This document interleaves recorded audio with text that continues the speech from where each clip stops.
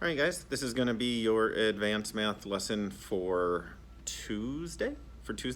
What we're doing today is we're going to be given pairs of ratios or rates, and we have to determine whether those ratios or rates are equivalent to one another. This very closely, again, relates to finding simplifying fractions. So that's kind of what we're going to be doing today. We're going to see, can one number jump to be the other number? If it can't, what happens if we simplify them both? Then can it happen, or are they both the same? So let's give it a shot. All right, so page 62.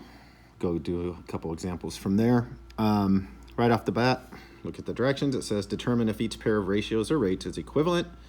And then it asks us to explain our reasoning, which for me, guys, you don't necessarily have to go into an explanation of the reasoning because it should be simple enough that your math is going to prove whether or not it is equivalent or not equivalent. So you'll just need to make that note. All right, so they gave us two ratios. We have one person who saved $24 over 3 weeks and another one who saved $52 over 7 weeks. We want to find out if they're saving the same amount of money per each week. Now, there's different ways of doing them. Sometimes you just want to see, could that be that? Could this be the no? Sometimes you want to simplify them down and see if they both simplify to the same fraction, because if that's the case, then they're equivalent. This one sets up pretty nice to look at from kind of a division perspective. Like, especially this guy, they saved 24 over 3 weeks. So if you wanted to find out how much money they were saving each week, you would divide the money by the number of weeks they saved. And 24 divided by 3 is going to be 8. Now, 52 divided by 7 doesn't divide quite as easily. It doesn't come out clean. But we already know that the rate over here is $8 a week, right? So what that means is if I divided 52 by 7 and I got 8, then they are equivalent. But you guys know that that's not going to be the case because 7 times 8 is actually 56, right? So in this case, that would not be equivalent. I think when I did this earlier, it actually came out to about 740, I think it was 743. So if I divided 52 by 7, I get $7.43, which is not equivalent. We can see this person's saving just a little bit less per week. So this next problem, this one lends itself to division a little bit better than trying to do it with the simplifying way that I mentioned. I will show you that here eventually, but this one just sets up nice for division. So we're going to divide the tops by the bottoms to get the unit rates. We're trying to find out how many calories per a serving or a single serving.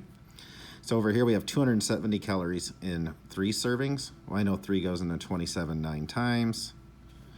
And then with the 0. So this one, 270 divided by 3, comes out to be 90 calories per serving.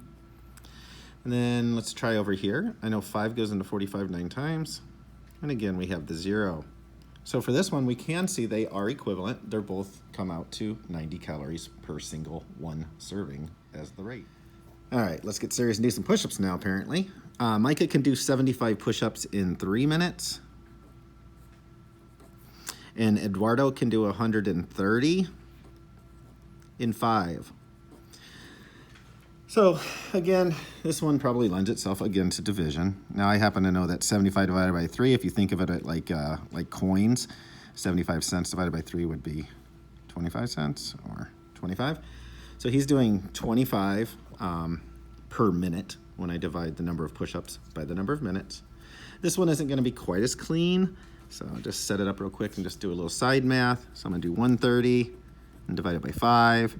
I can't get 5 from 1. I can get 2 5s from 13, which is 10. And then bring down to 0, and then 5 is going to go in there 6.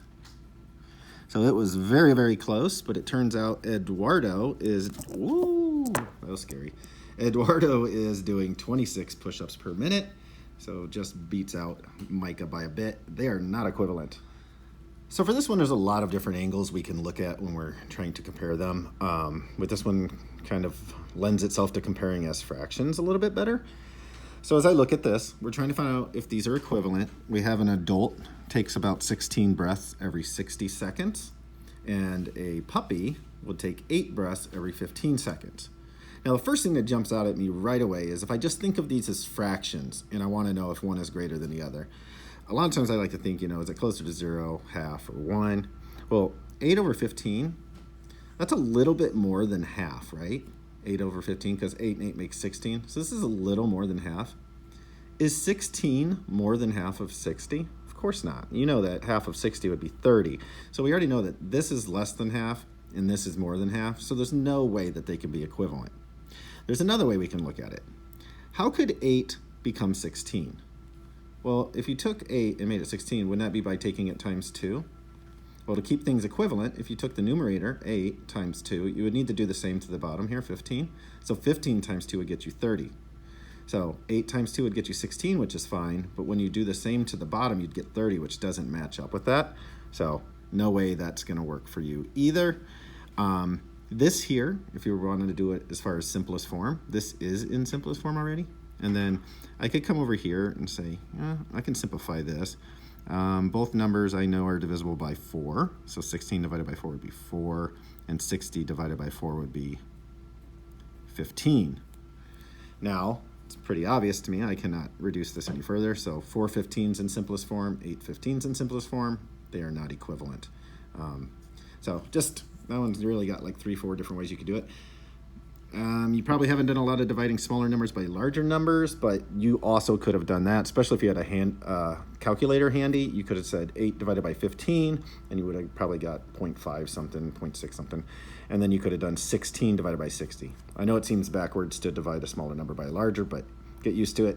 It's a real thing. We're going to be doing it. All right, I'm going to stop now. Good luck.